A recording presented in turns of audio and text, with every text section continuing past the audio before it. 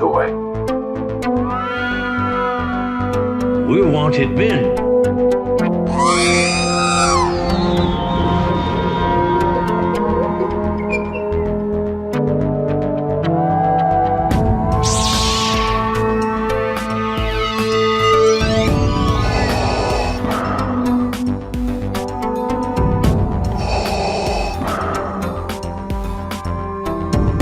I have spoken.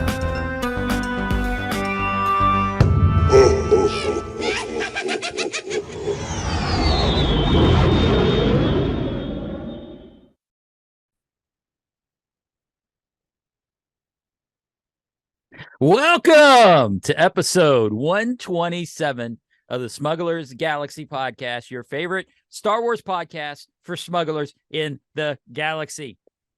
I do have one thing to say before we get going this morning, Jason, because it's bugging the crap out of me. Jazzwares, quit with the chases. You're killing me. You're effing killing me. It sucks when you've got something you want that bad, a ship you've been waiting years for. Finally come out. You can't find it in Atlanta, but by God, you can find it for $500 on eBay. A $10 or what is it, $17 ship. I understand, Max, you've told us why you're doing the chases. I understand, but doggone it, it's aggravating. So, hi, Jason. Hi. How you doing, man? I'm all right. Yeah, Jesus. Yeah. Well, it's aggravating because you're trying to find them in Atlanta. You can't find them in Atlanta, or you find them in Atlanta, you're too late. And I've seen it all too many times. You get these idiots in Target that are checking their phone in the collectibles aisle. So people are, good for them trying to make a living, but doggone it, people on eBay, quit paying $500 for that ship. Give it a couple of months or maybe a year, and you'll find it for maybe $50. I've heard a lot of people, and by a lot of people, just a handful, say that that's the only one that they want from Wave 2, is that Sabine ship. Uh-huh. I've also seen people starting to get a little frustrated on, and this just could be confirmation bias for all I know, because I am frustrated too. But I'm seeing people online and in a couple conversations that they're just frustrated with the chases because we've been trained for 40 years to collect them all. Right. And you can't get them all because they're exclusive, or you've got people hunting it because they can make a quick $400 or $500 on eBay by selling this thing that's just hanging on the store shelves. They don't want it. I saw someone at the toy swap yesterday with a Chase Luke Skywalker and a Chase Moff Gideon, two of them. And I'm like, dude, you didn't want them. You're just buying them to make a buck off of me. Right. And the vehicles, but I don't think he had them for like $60, which at that point it's a pain in my ass tax that you don't want to hunt it down. You can't find it. $60 I can kind of understand, but $500-$600, $400 or $500 for that Sabine just pisses me off. So I left in my video that I made yesterday of the Powder Springs Toy Show, I put a little asterisk. Please, if you don't want it, leave it on the shelf for someone who does. Yeah. Don't be an ass. Exactly. And that's the biggest problem with the chases for me. It's creating this environment where the secondhand people, the scalpers, are going to buy it to make a profit, and it hurts me. It doesn't hurt Jazzwares. It hurts me. Right. It hurts us as collectors, because Jazzwares, they're getting their money. They don't care. Anyways, I'm sure they care, but they've already made their money. Yeah. Happy Star Wars Podcasting Day 2023. Yay! What a way to start it off. Yeah, so the real reason that they have February 7th as the Star Wars Podcasting Day is because it's the 24th anniversary of Jedi Talk, the very first Star Wars related podcast, which premiered on February 7th, 1999, excuse me, that's a little too early. But there's over 90 podcasters participating this year. So if you're listening because of Star Wars Podcast Day, hello, welcome. Thank you for joining us. Yes. And go to Star Wars Podcast Day on Facebook to check out the other podcasts. Maybe you'll find your newest favorite Star Wars podcast by checking them out. There are thousands of us out there. So thanks for listening to us. There's 3.02 million podcasts right now. So Wow. thank you for taking your time to listen to these two dudes. Right. And crack a beer wherever unless you're driving. Don't crack a beer. Don't crack a beer. No, don't do that. Don't do that. That's not cool. So how was the toy show for you yesterday? Toy show was cool. I got a lot of good stuff. I'm in the process of customizing some Cantina characters. There's this guy on Instagram called Landspeeder Luke, and he just dropped two heads, two custom heads that are STL files for printing it yourself. It's the Scream guy, the ghost face guy. His name is Ellis Herlot. And then there's Hem Dazon, which is the character that first pops up when they cut to the cantina inside. Everybody knows this alien that pops up. He looks like a hammerhead. Yeah, I would say more like E.T. than Hammerhead. Maybe like if E.T. and Hammerhead had a baby, it's Hem Dazon. So I got those, and I finished the Scream guy. And yesterday to tie it all back together, yesterday at Powder Springs, I got a Greedo figure, a Bib Fortuna, and a Jawa, and I'm going to take pieces from all of them to make Hem Dazon. There you go. I also got a Han in carbonite, but without the carbonite. I just got the Han. The vintage Han and carbonite. The vintage Han. Last 17. Yeah, so I've got that guy. I just need a carbonite block at some point. And then Adam Throne had the sorry. He had the we were doing that all day yesterday. Adam Thrawn. No, Throne. Wait, what? Yeah, he had the disco album for $2. Dude, that was Star a great Wars find. Yeah, and so I put it on my album, my record player, and it was like it was warped or something. It kept like throwing the needle a few seconds. Mm-hmm. But then you would look at it sideways. I would look at it sideways, and I couldn't see anything that was warped. I'm like, what is going on? Because there's no scratches. Something was off, and it was warped, so it doesn't play right. But I'm happy to have it because I never thought I would find that one in the store. Right. And you're buying it for the art. You're not buying it to listen to Star Wars Disco, because if you really wanted to listen to Star Wars Disco, that's what Spotify's for. Mm-hmm. Absolutely. I also, it's been 2 weeks. So since we last recorded, I know for people listening, it was just a week ago, but there's plenty of other stuff that I picked up this week. So what else you pick up? I got the Best Buy had the Vintage Collection Poe X-Wing for like $70. It was on sale from 100. Is that the white and orange one? Yes. And so I had some coupons for Best Buy, so I was able to get that for half off basically. So I got that, and then Hasbro shipped out the Vintage Collection Andor, Val, Artillery Trooper, Luke from The Mandalorian, Cal Kestis, the Klatooinian Raider, and I also didn't have the Anakin Padawan version from Attack of the Clones, so I got all of those figures this week. But I was talking to Kelly, and he was saying that there was a lot of stuff shipping, like all of a sudden. Mm-hmm. That's a complete wave that I just got, except for the Anakin. I'm not sure how I missed that one, but I didn't have it, so now I do. Awesome. And then I was at you were in Nollins, and I was checking all the Targets because I knew you wouldn't be hitting them up. I went to Roswell. I went to Roswell Target, and they didn't have anything. And so I'm just like checking the shelves and rechecking them to make sure that I'm not missing anything on the shelf there for the chases. And for some reason, I just reached over to pick up one of the LAATs. Uh-huh. And I pick it up, and it was supposed to be the Crumb Bomber, because it's maroon, but on the side it's the green version, which is I looked it up earlier to try to remember what it was. Now I can't remember, but it's the Clone Skull, which is supposed to be on the green one. Right.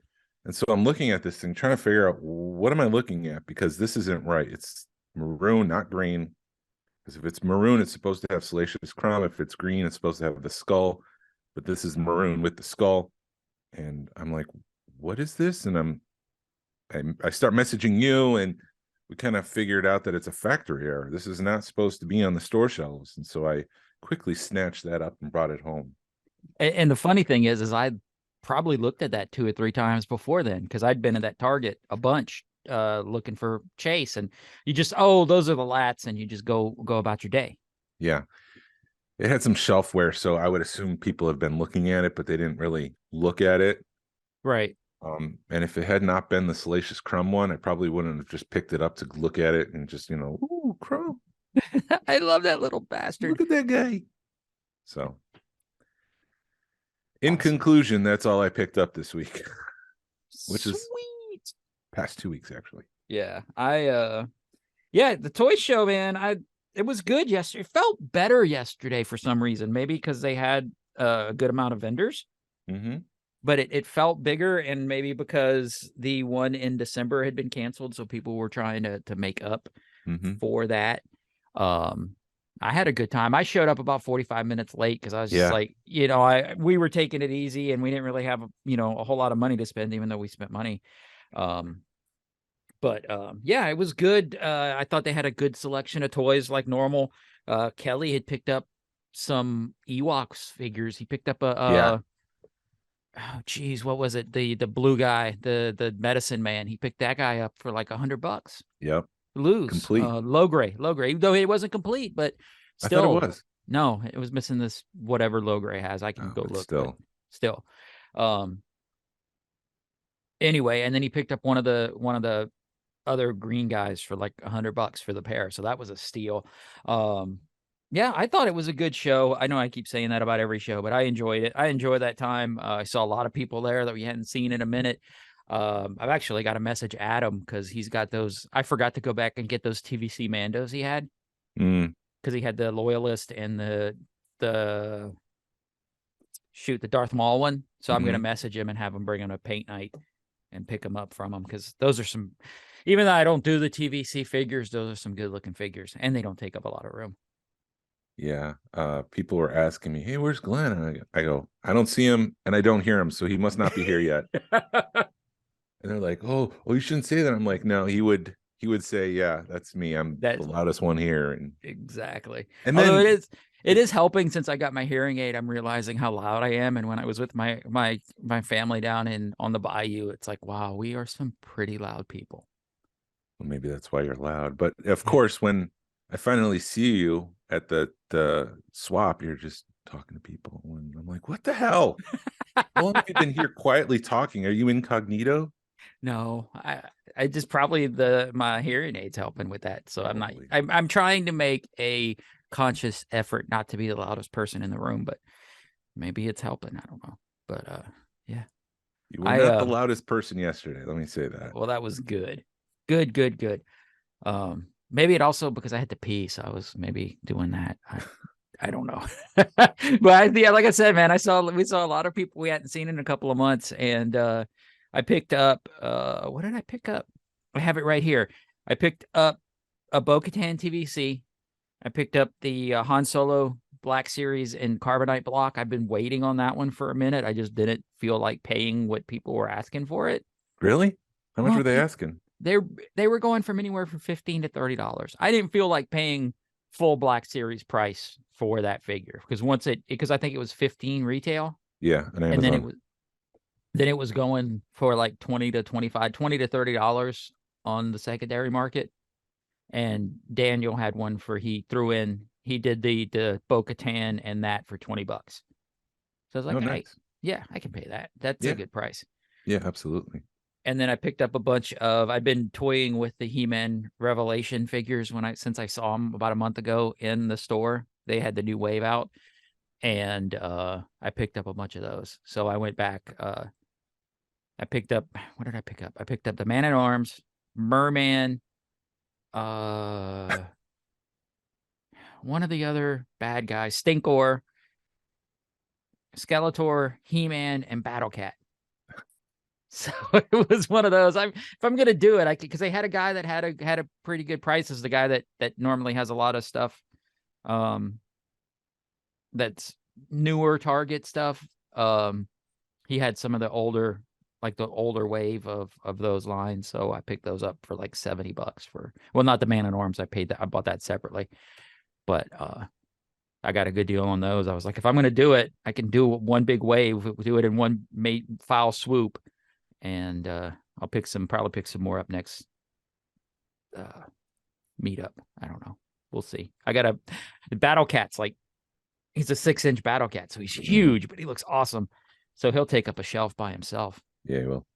But there's some badass looking figures. Those are the figures where you're looking at them.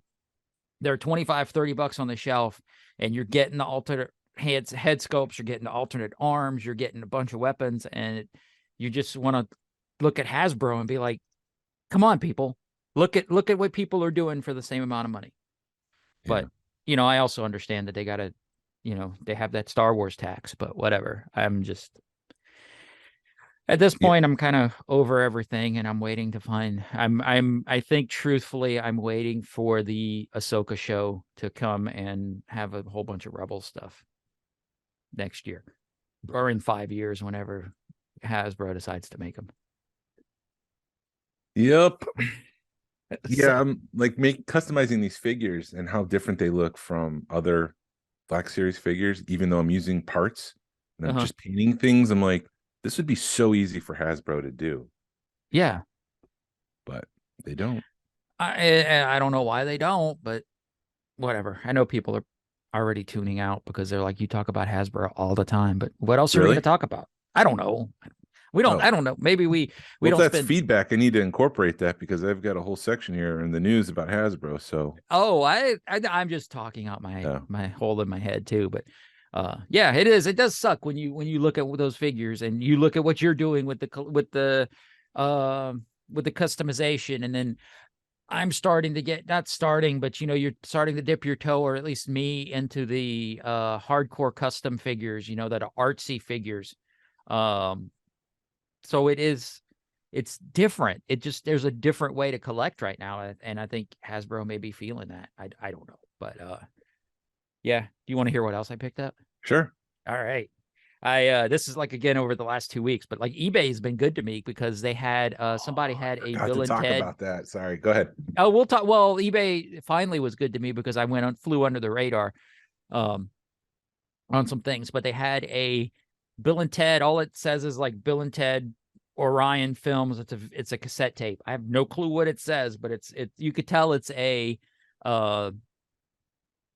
pre-production something. Either they did it to, I don't know if it's a soundtrack.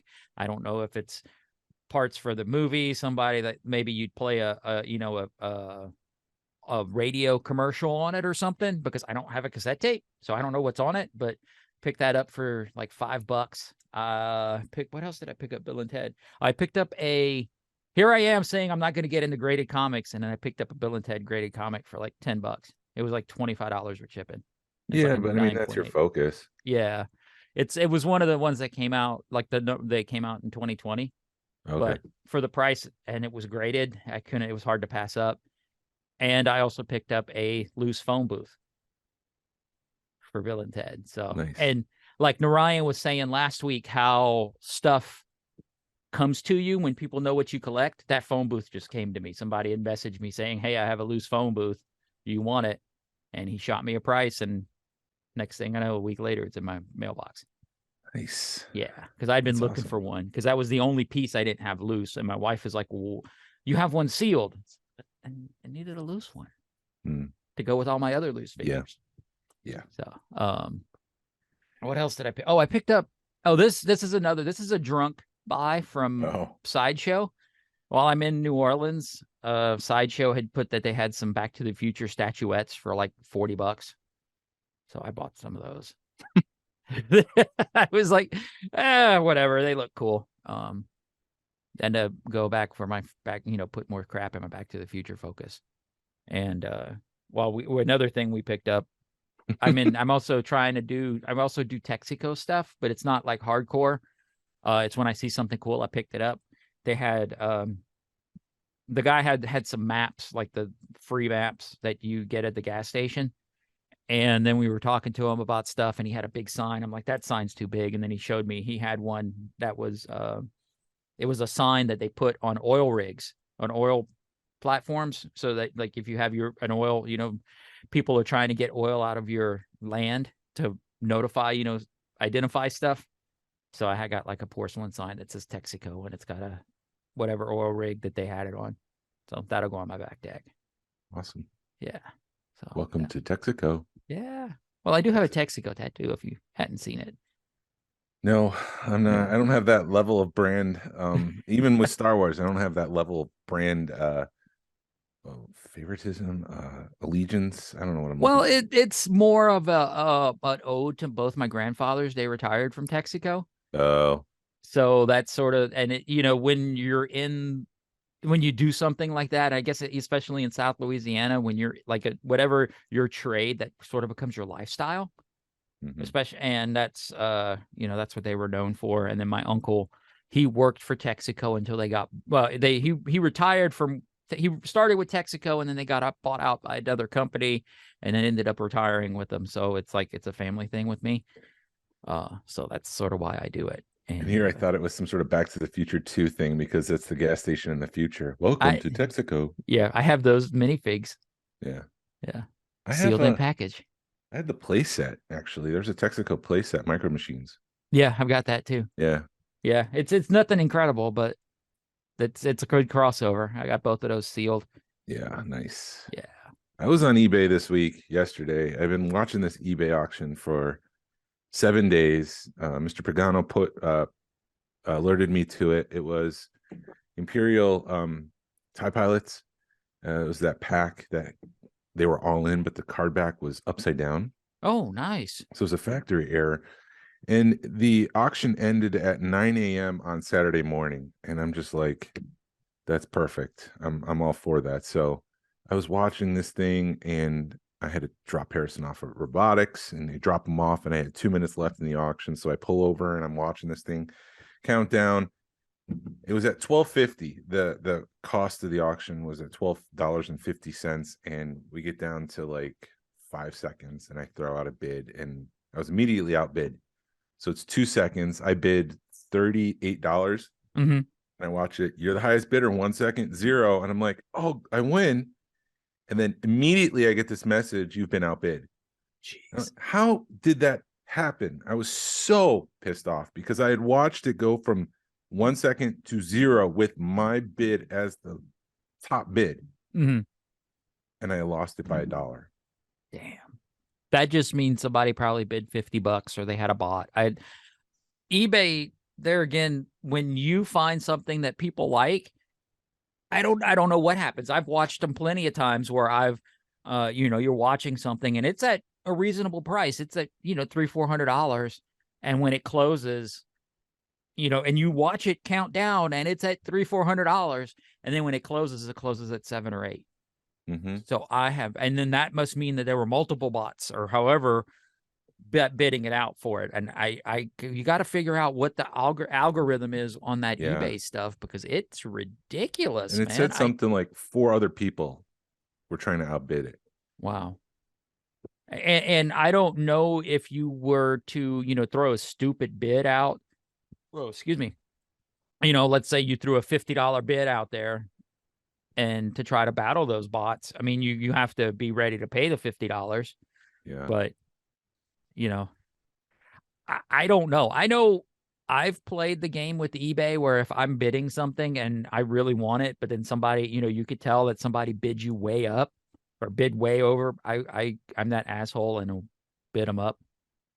So like if something's at $25 and then you bid it to 30 and then somebody outbid you. So I'll bid 31. Somebody outbid you 35. Somebody outbid you. So you run the auction up just to be a jerk. But I've done that too. Yeah. A part of me was like, this guy's not walking away with $12.50. Like that's not happening. Right. Exactly. You don't want to beat somebody. Exactly. You don't want somebody to get away from it for $12.50 because it's worth even, it may not be physically worth the $12.50, but it's worth more than $12.50 to you. But yeah, it was a bummer and I lost out. So that just sucks, dude. I also did because we didn't have a podcast last week. I mean, we did, but we didn't record. You were in Nolans, and I did some more research on monkey lizards. Yeah. Trying to figure out when they shifted from the small hands to the big hands. And I looked at the Black Series creature pack that they released for Disney parks. They had big hands. Obviously, the Disney monkey lizard that you put on your shoulder has giant hands. Kind kind of in new media, like The Mandalorian, I looked at the screen grab and it looked like they had bigger hands. And then in the Clone Wars, they had bigger hands. So I'm like, when did they shift from Return of the Jedi, when he had small hands, to this larger hand version? I'm like sitting there looking at my monkey lizards, and it just kind of hit me when I was looking at the Kenner one. The Kenner one does not look like the Return of the Jedi one. He's got big hands. Okay. And they probably did that to put the center of gravity in a certain spot so he wouldn't fall, or to make him more stable. Right. And so knowing Filoni and how he incorporates like Hammerhead and Greedo and Walrus Man into the Clone Wars, looking like their Kenner counterpart, he probably said, this is the version that monkey lizard that people are used to, the ones that they played with. So let's make the ones in the Clone Wars look like this. And he probably just went off from that. Gotcha. Maybe. So that's my theory. Cool. And then I have some news, so we'll get into news. And I forgot one thing. My wife, I was kind of excited for her. She picked up the Ahsoka Forces of Destiny doll. mm-hmm. She picked one up for like half price on eBay. So, oh, I thought she picked that up at the show yesterday. No, that came off eBay, dude. She found it off. Somebody had it in Europe, and she messaged him and was like, "Hey, will you do like $100 shipped?" And he was like, "Sure." I was like, "You realize that's like a $200 to $300 figure?" Yeah. She's like, "Oh, I know." She's got all the deals. I don't know how she does it. So that was her cool pickup for Star Wars. She's got all the deals. Let's get in the news, and then we could talk over my trip to New Orleans. Okay. And Jedi Survivor has been postponed 6 weeks to April 28th. They probably needed more time to work on it, but you need a next gen console to play it. So I'm kind of out. I'm not buying a new console to play the game. yeah, Especially with the go ahead. That we're old. Yeah. Especially with the Legend of Zelda having a sequel out. If I was going to buy a console, I'd buy the Nintendo Switch. I can play that, not this. Yeah, that's my personal preference. Can you play that on the Switch? I don't know. That's a good question. Should look into that because that might be worth it. Yeah. There's a surprise announcement this week that Star Wars Visions is streaming season 2 on May 4th. It involves more cartoon studios, and they're all from all over the world. So this is not like it's going to be an anime special, which I'm kind of excited about. Yeah. Titles of the shorts are Sith by El Gueri. That's the name of the studio. Screechers Run by Cartoon Saloon. In the Stars by Punk Robot. I Am Your Mother by Aardman, which is probably the one that I'm the most excited about because Aardman Studios is the one that made Wallace and Gromit and Chicken Run. Oh. They do the claymation stop that motion. Sounds fun. Yeah, so they're just whatever they do, I kind of watch it because I really enjoy their work. They have done animated stuff before, but if this is like some sort of stop go animation thing, I'm all for this one. Journey to the Dark Head by Studio Mur, The Spy Dancer, Studio La Cachette, which is probably some sort of French thing. The Bandit of Golak, 88 Pictures. The Pit by Dart Shijijo. I don't know if I said that wrong, right? And Ayu's Song by Triggerfish. So I don't think this is all going to be anime, which is kind of cool. Yeah. If it's going to be different animation styles, I'm cool with that. I enjoyed Visions for what it was. There was 2 or 3 that stood out that were awesome, and then the rest of them kind of sucked. It was I haven't finished this first season. They had the cool one. I enjoyed the Ronin, the Last Jedi. I enjoyed the band one. Everybody kind of poo-pooed on that one, but I enjoyed it because I'm a band guy. You're in a band, yeah. I'm in a band, so I enjoyed that one. And then there was another one, but shoot, I can't even remember it. The one with Doogie Howser on top of a Star Destroyer with his lightsaber flashing into eternity. I was like, this just isn't my cup of tea. Yeah, a lot of people had that problem with that one, but there was a third one, that shows how awesome they were when I can't even remember the third one I liked. Maybe the little girl, the one with the little girl, that one. Maybe. I don't know. There you go, people. That's our review on Star Wars Visions. Yeah, I'll finish it before the next one. We'll see. Moving on, Micro Galaxy Squadron. Some pod racers showed up in Australia this week, which is really weird because they say on the box Series 1, and I thought Series 1 concluded, where our Series 2 is hitting shelves now. Series 3 is the LAATs, the LATs. This is a single box, which included Sebulba and Anakin and their pod racer. It had clear stands. No official word from Jazzwares as to what this is, but it's still a pretty cool thing, and I'm happy that it comes with stands. And I think you can kind of pivot them on the stands so you can make it look like they're banking. Yeah, that was pretty cool. The stands are the one thing I really think Jazzwares needs to package separately, because I from what I've seen of them, like you were saying that they bank and stuff, that the stuff. Did you ever open up your yeah the set? So what did you think of the stands? The stands, you can't really pivot them out, so they have to be standing straight up, because when you move the arms down or to the side, it off centers the center of gravity for the stand itself shifts, and the stand will fall over because of the weight of the vehicles. So you really need to have them straight up. You can have it out just a little bit, but not too much, because there's a couple different accesses to pivot it on. And then you can kind of just bank them so that kind of look like they're in the middle of a turn and they're chasing each other. When I walk into the room, that's the one that kind of stands out because they are up and above the rest of them. So it works for that set. But if that's the plan, I don't know if that's going to work. Gotcha. So back to pod racing on Micro Galaxy Squadron. I thought those might have been bootlegs, but they're legit. Too.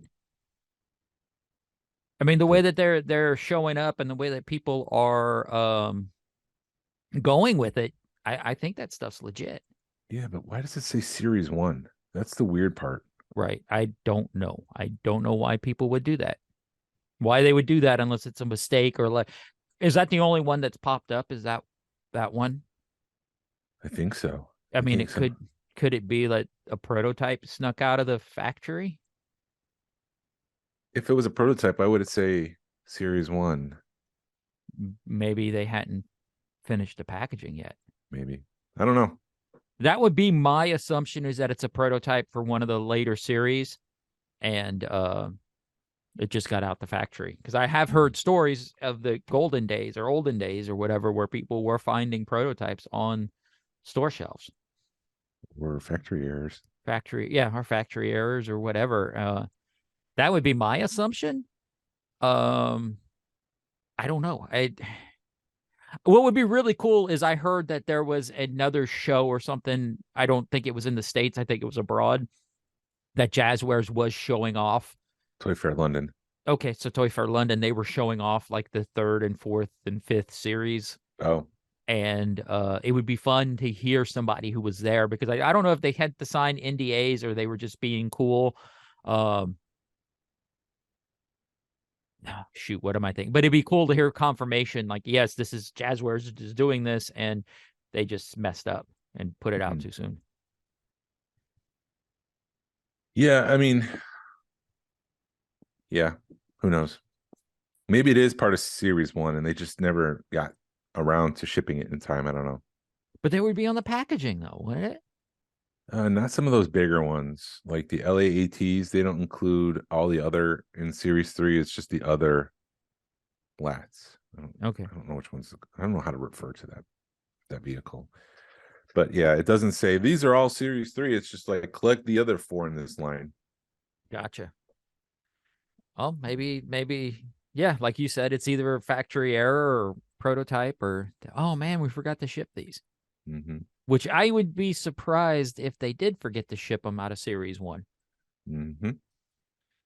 So Hasbro had a live stream this week. They're going to be at Celebration London, and they have an exclusive 40th anniversary Revenge of the Jedi Darth Vader molded red, and it comes with a removable poster. So That's available if you're going to Celebration London. I don't feel like I want that one. I don't like the repaints. I mean, it's a cool idea, but then you better be making the Luke too. Yeah. And then you're gonna have to find a boat, and then you're gonna spend. It'd have to be like a San Diego Comic-Con Revenge of the Jedi, Luke Skywalker, maybe. Be such a pain in the ass to complete. That's gonna be a pain in the ass set to complete, man. Yeah, that would be.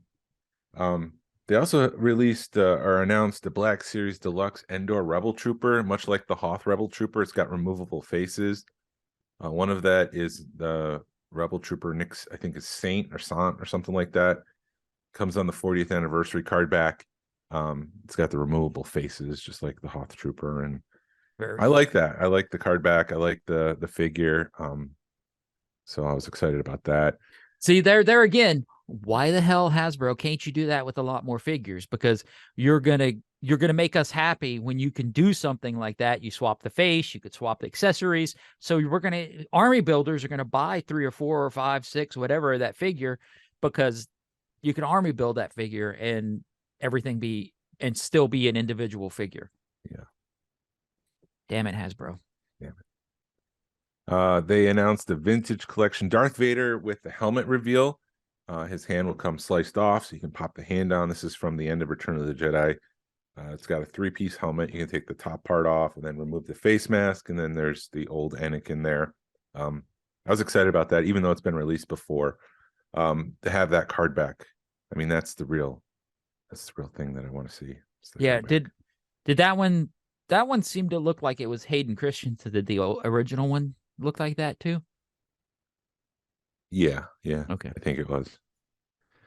Vintage collection Admiral Piet. It's the first character with the new officer body. They said that quote exactly. It's the first new character in the new officer body, which makes me think more officers are coming. I did like this card back.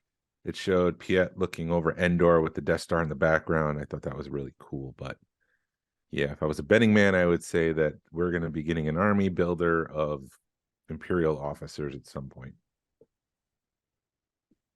There's a vintage.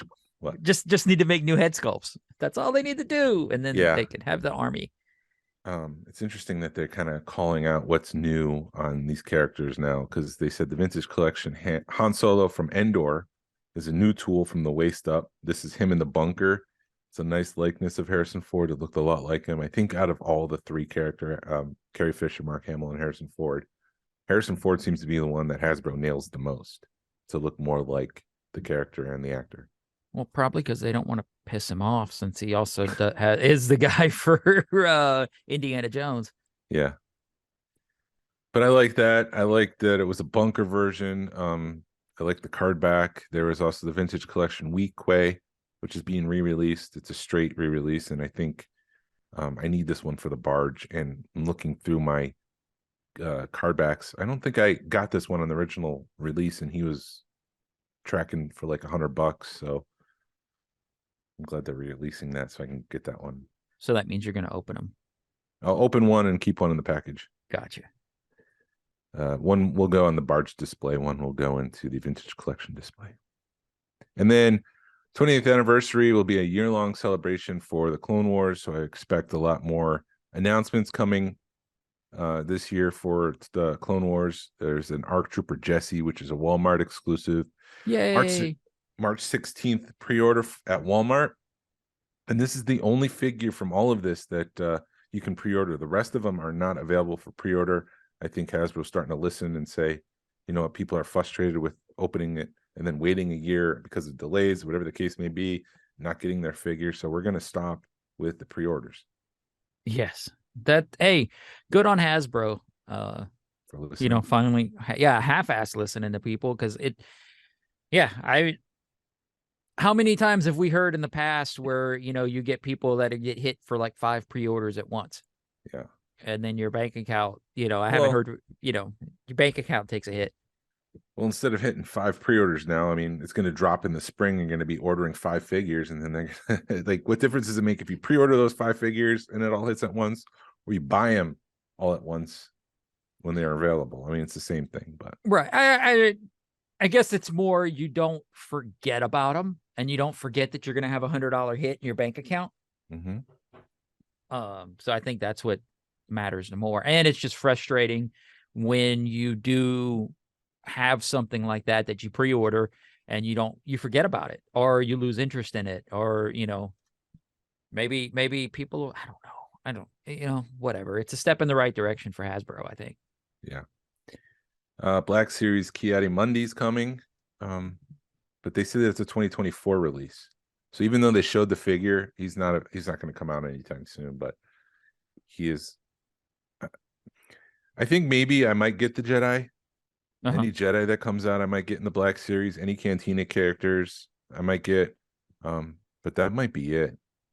Are you gonna go ahead? Sorry. Are you gonna throw him in your Cantina? Ki-Adi-Mundi? No.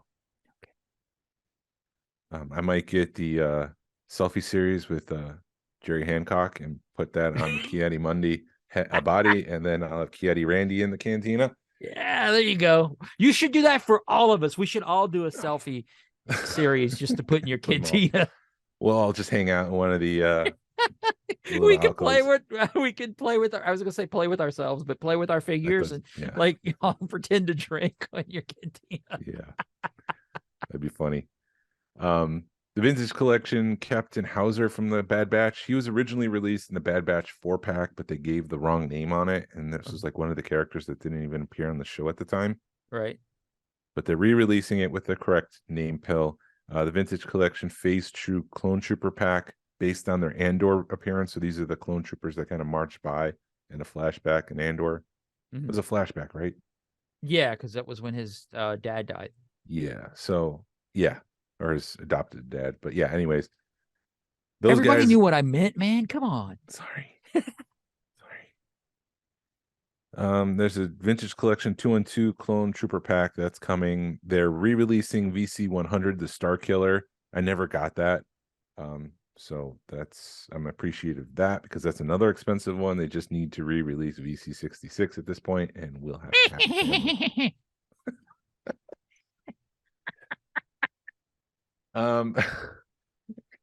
Further releases, there's the Retro Collection Mando prototype, which will come in 6 different colors. It'll have a gray cape, the blasters, the classic Kenner blue accessory.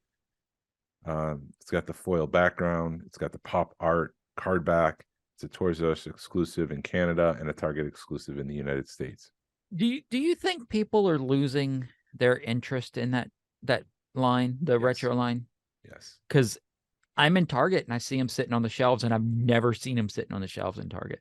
Same thing with the Black Series Boba Fett. Yeah. The Black Series 1 Ned. Is that Ned 1? The droid from Obi-Wan. Oh, the big yellow droid. The big yellow one. That one's hanging out. Seems like that one's not flying off the shelf. There's still the last wave of the Black Series with the droid from Mando and Leia in her Ewok costume. Lando Calrissian's there, the Cantina band. Like, it just seems like either they've overproduced it or the demand is just drying up. And that could be confirmation bias again, but this is not normal for Black Series. No. And then I'm also seeing a lot of the troop. It felt like they overproduced one of the Imperials from whatever line it is, because you'll see they have 20 of them sitting on a shelf.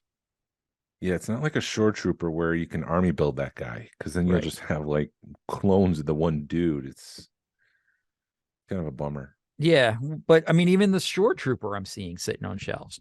Yeah, I'm waiting for that one to come off of clearance. Yeah, and I think that's what's screwing things up, is that Target has clearance so much stuff. They're waiting for their inventory to go before they re-release stuff or put more stuff out. Yes, sir. And then the last reveal was the 40th anniversary Scout Trooper helmet. That looked great. Yeah, I was excited about that because that was one of the projects I was thinking about 3D printing, and this looked fabulous. The question is, will it fit on my fat head? Because Boba Fett fits, Darth Vader fits, but the Stormtrooper doesn't on my head. Those helmets, those Black Series helmets, for what they are, I've heard somebody call them like a 10-foot helmet where it looks good 10 feet away. I mean, you could use it as a cosplay and get away with it. It's not 501st, but those Black Series helmets, they've done that's the one thing I think Hasbro's gotten right. Yeah. Is those Black Series helmets. And when they did the Biker Scout, that just leads me to believe that, okay, they're starting to think outside of the box with those helmets, I think, or getting more to where they're not going to get repaints, or the repaints we're getting are going to be awesome because didn't they release another clone or something, or they redid the clone helmet or something recently? Yeah. So we were joking at the time when they announced that we're going to get repacks and repaints of that guy. Well, the only repaint of that one I want's the Ahsoka Trooper. And I'm sure that's coming. Yeah, that one's gonna fly off the shelf. That's my favorite clone. That is a badass. It's a badass moment in Clone Wars, and it's a badass looking helmet. If you buy the Scout Trooper, I'll custom paint that for you for the Rebels version. I might have to buy that then. Yeah, I'll have to figure out how to do it, but that's a nice challenge. Yeah. Well, I wonder if they would. No, would they repaint that?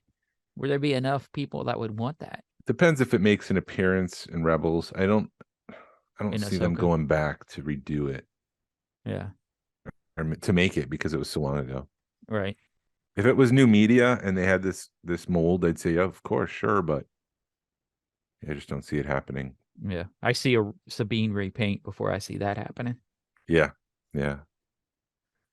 Pipeline reveals retro collection Book of Boba Fett in the Tusken outfit. Tusken Raider. Tusken Raider itself is coming. Fennec Shan, Black K, Cad Bane, Jedi Luke, Grogu, it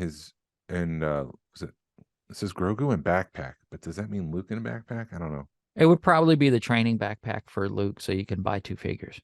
Yeah, maybe I wrote this down and I don't remember what I was thinking. And then finally, the Mandalorian from Book of Boba Fett. I don't know what's different about that, but he'll be there. The vintage collection, Luke from Book of Boba Fett and training gear, Obi-Wan and Darth Vader 2-pack, which I'm excited about because I believe that's the battle. So to have Darth Vader with his helmet cut open, that's going to look pretty hot. And that's a retro or the TVC? TVC. Okay. Mando. Oh, speeder bike coming out for Return of the Jedi. Hold on. Repeat yourself. I lost you. Mando and the speeder bike. That's all I got. Mando and the speeder bike's being re-released. Okay. Or it's being released. I would imagine this is the re-release of the Return of the Jedi version. They're just going to dirty it up and throw a dirty Scout Trooper on it for Mandalorian. Right. Are they going to put Baby Yoda in a backpack? I don't know. They didn't announce that. You think they would? Would. Or what they're going to do is just give you the backpack or put Baby Yoda in the backpack on a separate card, so you have to buy 2 figures. Yeah. N1 Starfighter vintage collection, so they're making that, which I'll get to in a second. I was going to track the HasLab because something's coming this year, so I would have put that high on my list.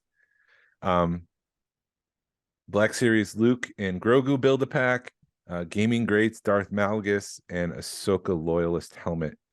They announced that. Oh, did they announce that? Yeah. I thought I remember. Yeah. Oh my gosh. So that's what's coming. Yeah. Time to save up and buy some freaking Black Series helmets.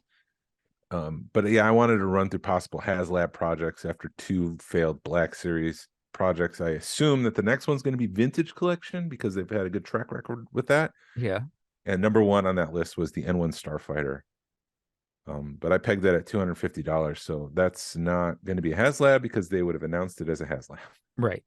I think a 250 would be about right on that one because it feels like with the Slave 1, they released that at 130, and then they re-released it at like 150, 200. Mm-hmm. So I think the N1 would be the 2 to 250 range. Yeah. And people will pay it. I don't know. I think that ship it needs to grow on us a little bit better. I'm going to talk Mando for a minute. I don't like that ship as a bounty hunter ship. I don't like that ship as it doesn't fit the story. It fits the story and it's awesome, but it doesn't fit where we think, man, it's not a big enough ship to be a home. It's something you use to jump, it's like an X-Wing. There's no room in there to live. So what are they going to do with Mando next year with that ship? So that's why I don't like that ship. Yeah, I don't think he's a bounty hunter anymore. I think he's got another purpose, is to reunite the Mandalorians and get them together. Okay. And build an army. I think that's going to be his cause, not, just gun for hire, working for money. I think he's got a higher calling now. Okay. I'm down for that. I give me some good Mandalorian lore. Which I think that's whatever. I'm sorry. I think it's probably what they've been building up for, and it's what I've been waiting for, is give me some good Mandalorian lore. Yeah. We'll see. Yeah. 3 weeks. 3 weeks from when this drops. That close. Wow. Other possible HasLabs that I thought, the Marauder from the Bad Batch, that giant ship with some of those figures, I pegged at maybe 300, 350. Because with HasLab, if you think it's 200, throw another 150 on it. Right. The Death Star playset, which I've heard rumors about, I threw that as $1,000 because you can't half-ass that. No. Look at Jason Curson. Oh, sorry.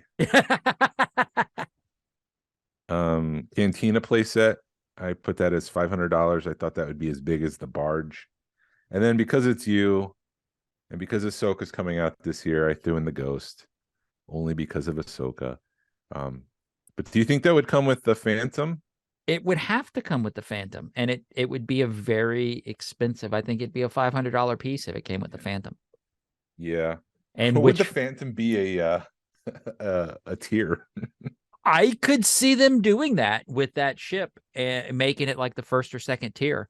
Or I don't know, how do they normally, because I haven't really paid attention on those. Is that something that they release? Pay close attention if it was the Ghost. Oh, I would. I would be. It would be like, when do I buy it? And babe, I'm doing this. There would be no questions. It would be as soon as that thing got announced, I'd back it, just because it's the Ghost. So when they do the tiers, would the Phantom be a tier at the front or at the back? Do they announce the bigger tiers to the front of the line, or you know what I'm saying? Am I making sense? Normally, like the tiers are like, here's a figure, or here's a environmental piece. For the Razor Crest, it was the escape pod. That was the first tier. Or was it the second tier? I can't remember. And then there was the carbonite block. So having a whole nother ship as a tier, I just don't see that happening. I think the Phantom has to be part of the Ghost. It has to be part of the offering. But the question is, will it be Phantom 2? Will it be the Phantom 1?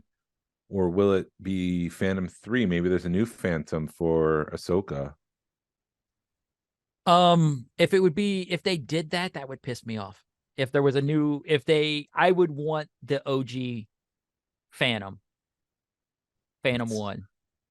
What you want might not be what you get. Right. You know what? I would still be happy. I would still buy it if they did a new Phantom for the Ahsoka show. But I didn't even think about that they could have a new Phantom for the Ahsoka show.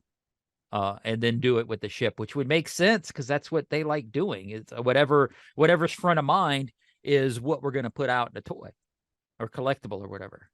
I worry that the figures that we would get, a majority of them are usually repacks or repaints. So you'd probably get like an Ahsoka with like a cloth cape, so she could sit down in the cockpit. You would probably get a Hera, but then Hera would probably be re-released later down the line because she's an essential piece of this. We'd probably have to get a Chopper, but I just don't see them doing that because it's usually re-releases. They don't want to invest more money into this thing. They would, but this is all hypothetical. So, anyways, truthfully, okay.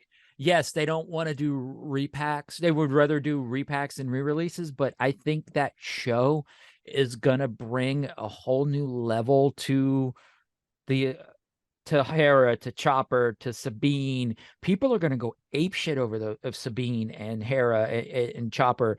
And then you're going to have to go, okay. And then they're going to have Jason Sandula. That's going to be amazing.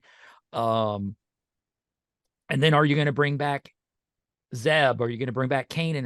They're going to have to do Ezra because Ezra's going to be in the show. You're going to bring back Thrawn. You know, there's so many possibilities to that ship, but I could totally see him doing. This is what's front of mind is the Ahsoka show, so this is going to be the ghost from the Ahsoka show, which is going to be, you're not going to get a Kanan, you're not going to get Zeb, you're going to get whoever shows up in the Ahsoka show is what you're going to get. Yeah. But then again, I can also see them re-releasing stuff later, you know, coming, because I know a lot of people want the Ghost crew on TVC and they never done it. So maybe they will, maybe they won't. I don't know, dude. You're laughing because I love talking Rebels, and you're just like, I opened up Pandora's box. You opened. I'm gonna check out for another 30 minutes. You keep going down on your rant. If you decide to edit, dude, this I was out, really, I was really disappointed with you yesterday because they had the alien ship that's like this square triangle thing, and I'm like, dude, what does this ship remind you of? And you're like, I need to catch up. Like, I'm looking at this thing, and it's from Alien. It's not the Ghost, but. Which was incredible that he had that, because I don't think people realize those alien action fleets are incredibly rare. Yeah. But anyways, moving on. Anyway, so yeah, I was just, and you were just like, oh, it's the freaking Ghost. I'm like, yeah, it's the freaking Ghost. How long have we been recording? I think we're right at, we're a little over an hour. Oh, geez, I got so much more news. Let me fly through this so then you can tell your. Yeah, dude, fly, Chewbacca. Jason, fly. We're good, man. Let's go. Fly, you fools. Black Series is officially turning 10 years old this month. Wow. So it's been a decade of the Black Series. Skeleton Crew has finished has wrapped filming. There's rumors out there about who Jude Law is playing. Okay, what's the rumors? It's a character we've seen in the sequel trilogy. I'll just leave it at that because I don't want it to be too spoilery. Because it could be all wrong. Right. But there might be a connection to that. Savvy's workshop at Disney. Custom lightsaber experience has been reduced from $249 to $219. Yep. While the Droid Depot, the Build-A-Droid experience has been reduced from $119 to $99. I'm glad to see they did that. Yeah. I think Disney's kind of making a step in the right direction in a lot of ways, and that's just one more thing. Yep. Sam Witwer played the shore trooper in Andor that arrests Andor. And that results him going to the prison, which kind of results him finding purpose to destroy the Death Star. You know, like it's all the dominoes that go in. So it is the shore trooper's fault. One shore trooper who started the dominoes that fell that got the Death Star blown up. So Sam Witwer tweeted, "It's canon." So he even signs on to the fact that his shore trooper is the domino that started the whole sequence. Yeah. So it's a shore trooper's fault. You and those damn shore troopers. Yakface, yeah, you and the damn rebels. Speaking of which, Yakface posted a rumor that retro Ahsoka Wave is going to be released later this year. So I would assume that would mean a retro Sabine for the gentleman. I already warned my wife when we were in Celebration. I'm texting her going, next year's going to suck for you for our wallet. Because rebels. And yeah. Next year, this year, the end of this year, or early next year, my wallet's gonna cry. Speaking of crying, about 1,000 people are gonna lose their position at Hasbro because Hasbro's cutting back. Yeah. They're downsizing, and I'm not a financial analyst by any means. I'm not some guy who knows the economy really well, but from what I'm hearing, you know, the economy is going to turn around sometime in the second half of this year or maybe 2024. It just depends on who you talk to. And it's sad to see something like this happen because what they're doing is cutting jobs to make the stock prices look better. Yeah. And so people are losing their jobs to make sure the CEO looks good. Yes. It's a short-term pain or a short-term gain, I guess. Yeah. So it's not good. Shares fell when they announced this, 7%. There's a lot of facts and figures here that I'm just kind of going through, and I don't need to go through it all, but it did say Hasbro's estimated fourth quarter revenue of about $1.68 billion was down 17% from the previous year. That's the fourth quarter. They expected $1.92 billion in revenue, and so they just didn't perform that well. Maybe if they quit repacking stuff, but Well, I don't it's want to talk. Go ahead. It's interesting that you bring that up because it's not the thing that's going on with Hasbro. They have a CEO who wants to be super aggressive and have like incredible profits by 2025, which is part of the reason why we've seen the jump of prices in action figures, which again, short-term gain for long-term pain because collectors are getting tired. You're seeing these Black Series Boba Fett's. Boba Fett doesn't normally hang on there unless they overproduce it or people are just tired of it. Mm-hmm. Well, I can refer you to a little company called Disney. Yeah. Hey, why don't you go see what happened at Disney when they tried doing all that crap and see what happened to the CEO? He got replaced really freaking fast. And they're trying to backpedal to get all their fans back. But it's interesting because Wizards of the Coast is a company that Hasbro owns. Mm-hmm. Wizards owns the Dungeons and Dragon line.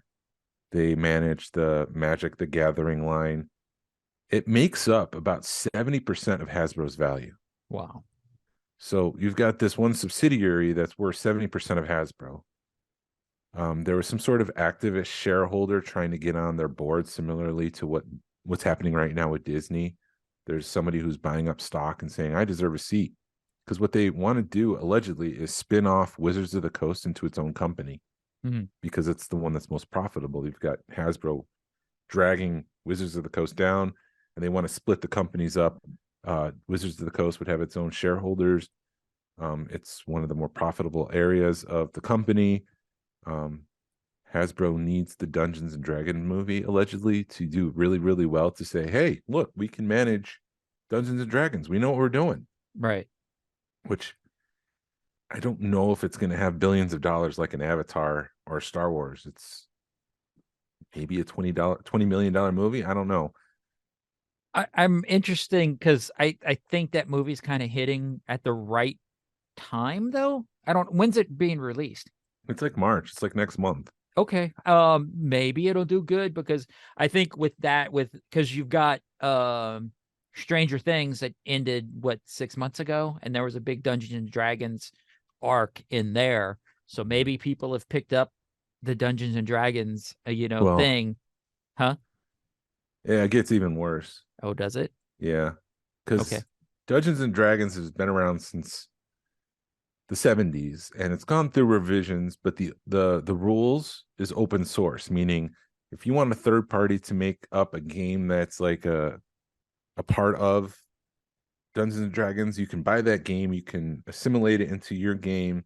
The rules are the same. Third party companies can make whatever they want. They don't own anything back to Wizards of the Coast. It's just open source. And recently Hasbro came out and said, no, we're going to charge you 25% royalty. What they're doing is they've revised it. So maybe it's like Dungeons and Dragons 5.0. We've been at 4.5 and they've decided we're going to change the rules to 5.0 going forward. And the rules in 5.0, and that's not proper terminology. Again, right. I'm just making this up for description purposes. So 5.0, you're going to owe us 25% royalties on anything you make. And everybody was just like, for decades, this has been open source. Why the hell? And this was like an internal email that leaked.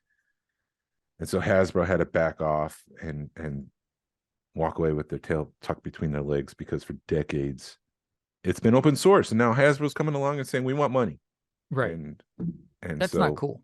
No, and it's just their greed. It's the pressure from the community that's really forced Hasbro to rethink their greed.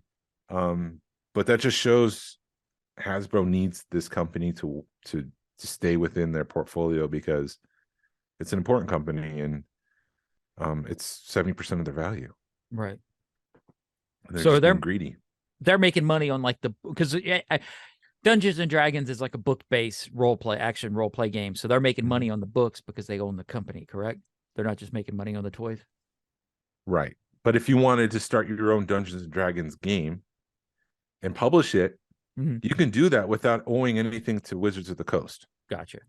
But what Hasbro was saying, no, if you're going to do that now, you owe us 25%. That's like freaking, like it's the same thing as like Minecraft or Doom the Doom video game. People, that's what that game is for. Because I know people, when Doom was a big deal, people would make their own video games, versions of it. And that was just what they did with that game. So yeah, that would ruin, I think that would really ruin that game if Hasbro did that. Yeah. I think Hasbro needs new leadership. I think he's just being too aggressive, and he's got a sight on money. He doesn't have a sight on providing quality to the consumer. It's just how much money can I get from the consumer? Yeah. And everybody that I've known that's tried that kind of stuff, when you forget about when you're like, I'm chasing the bottom line, and you forget about your consumer, you forget about your people, you end up losing your job and you don't get the job done. So I don't know why people haven't learned, from the mistakes of the past, and like, hey, you need to change the way you're thinking, and, worry about improving your product, and then everything else will come along. Interestingly, the president and chief operating officer for Hasbro was one of the people who lost his position in the 1,000 people that were laid off. Oh, I don't know if he was the fall guy or what's going on there. Maybe he didn't like the new CEO and his direction. Who knows? I'm just talking out my butt there and speculating, but there's a lot going on there, and it's not good for the consumer as far as I'm concerned. right. Interesting. Also want to say thank you to Casey Wheeler for the support on YouTube. We appreciate you watching. Yeah, awesome. Thanks, man. The YouTube, are we doing pretty good on YouTube? Yeah, we get about 40 per week. Wow, that's pretty good. Anywhere between 30 to 40, yeah. Because I personally, I don't like watching podcasts on YouTube. But because there is a podcast that I really wanted to get into that it's only on YouTube, and I guess I'm just old. It's hard for me to contemplate like watching a podcast. Yeah, you're stuck in your ways. I am. I guess you could do it while you're driving, because I listen to stuff while I'm driving. I can't really listen to it at work. Yeah. Let's see. Last episode we had 31 views. The one before was 64. The one before that was 38. So it's all over the map. But I know people like to do things and work, and then have podcasts in the background. And if you have something on the TV, just turn on the TV and work. And so that's just another outlet for people to hear us. Right. And they get to see our beautiful faces. Jeez. So how was Chewbacca Fest? Dude, New Orleans, it was great. We got down there on Friday and kind of we got our pattern, because we'll go down there and there is a bar called Dat Dog, which is where Chewbacca is sort of based out of. Yeah. So if you can get upstairs over there, it is they've got like the Chewbacca, they've got a very nerdy space theme, and they've got what they call it's a Chewbacca with the 6 arms or whatever in the wall, and it's a cool bar. It's a good people watching spot because it's upstairs and you look down on Frenchman Street. So we did that Friday. We just kind of, I always regret when you kind of, you look back on a trip and I'm like, man, I wish I'd relaxed more. And then if you relax more, you're like, man, I wish I'd have done more crap. So we had, what else? We did that Friday.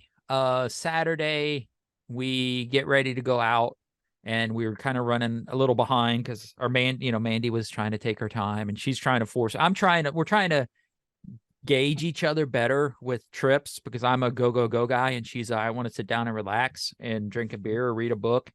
So it was getting about 11 o'clock, and I've ordered an Uber, and I'm like, let's go get some lunch. I wanted to buy another hat. Another stupid hat. So I'm like, I want to go to the hat shop. We wanted to go eat at this place called Mother's, which is just good Southern food. And, I want to walk around the quarter and want to walk back from there. So we decided we were going to get an Uber, go to the furthest point and walk back. Well, right as we're stepping out of the bed and breakfast, this homeless lady walks by having a psychotic episode and looks at my wife and says, I heard what you effing said about me, and throws a can of Coke at her. So thankfully it was only Coke, and thankfully she was out of her freaking mind, and we're both in our 40s, because my wife said 20 years ago I would have kicked her ass. Mm. So thankfully the calmer heads prevailed, and we knew what was going on, and Mandy went and cleaned up and had to take a few minutes, and the Uber showed up and I waved him off, and thankfully cooler heads prevailed, because it could have gone a lot worse than what it was. The owner of the bed and breakfast was, apologetic, and it's like, you can't control homeless people. Yeah. So, after that happened, we went and got me some hats. And so, we had after that, the day turned around fairly good.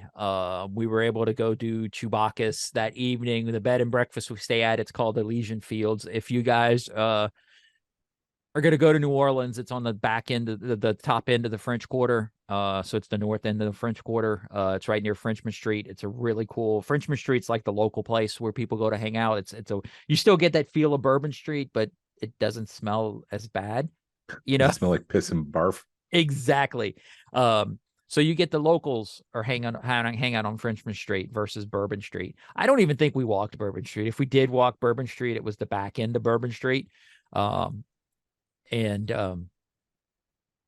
where was I at? So anyway, Elysian Fields. So the Elysian Fields is right on the Chewbacca's line.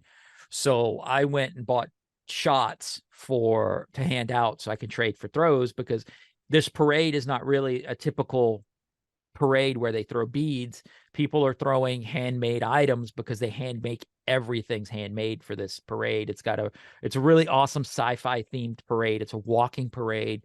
So it's a lot slower paced than a truck or tractor parade.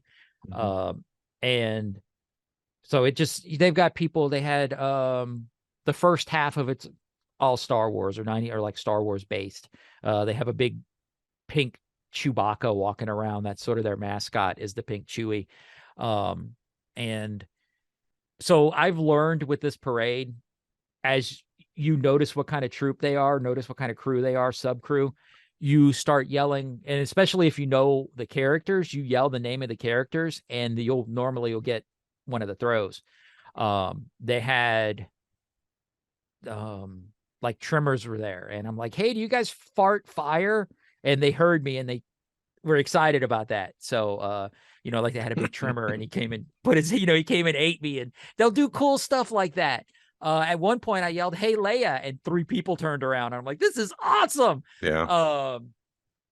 And one of the coolest, the funniest, so like they had I'll get to that in a second, but they had like a Rocky Horror. They had a troupe of people from Rocky Horror that they'll do the act out the movie as they're playing it. So I yelled, damn it, Janet. And one of them like stopped in their tracks and handed me a t-shirt. So I was like, sweet. And they just like handed me a bunch of stuff because I'm like yelling movie quotes to them. And the funniest part is they had a Dune sub crew. So I'm yelling at them. I'm like, hey, do you guys have any spice? And they hand me a packet of spice with their sub crew. Nice. like a legitimate Tony Chachere's packet of spice, like little mini packet, like single serve. And I'm just like, this is awesome. That's cool. And, yeah. And then I yelled at one of the Star Wars. I'm like, I don't like sand. And she handed me a bag full of sand with like the sand and the no thing. And then it got everywhere because she put it in like a mesh bag. So the sand was getting everywhere. And I'm like, that's funny. Yeah. I'm like, doggone it. But it was a good time.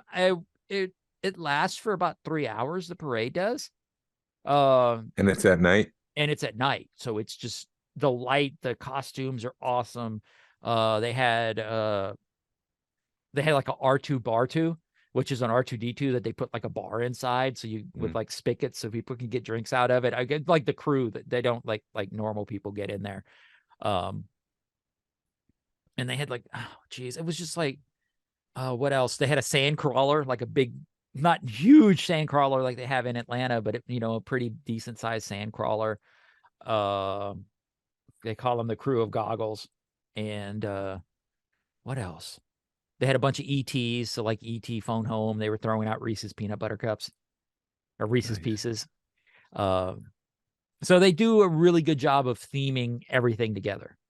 And it's just if you're a fun, nerdy person, which obviously if you're listening to this podcast, you are, it's a good way to get a taste of New Orleans and Mardi Gras and sci-fi, get your sci-fi fix without being in the middle of Mardi Gras, because it's on the front end of Mardi Gras. And you get to take, the city is just starting to rev up to Mardi Gras. Mm-hmm. So you get it without being in the thick of it. Because I showed Mandy like a picture of Bourbon Street on Mardi Gras Day, and she's like, F that, because it is shoulder to shoulder people. Your butts to nuts on Mardi Gras Day. Yeah. COVID everywhere. Yeah.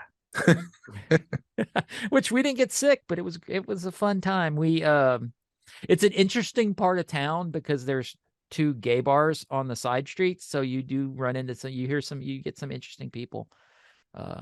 Yeah. But it's a fun. We felt safe. I mean, I know New Orleans is like, people are like, oh, there's car break-ins and stuff. Thankfully, the B&B we stay at, they have a garage that, if you book long enough, they'll let you stay in the garage. So thankfully the car wasn't broke into. The only thing we ran into was that one crazy lady throwing a Coke at my wife.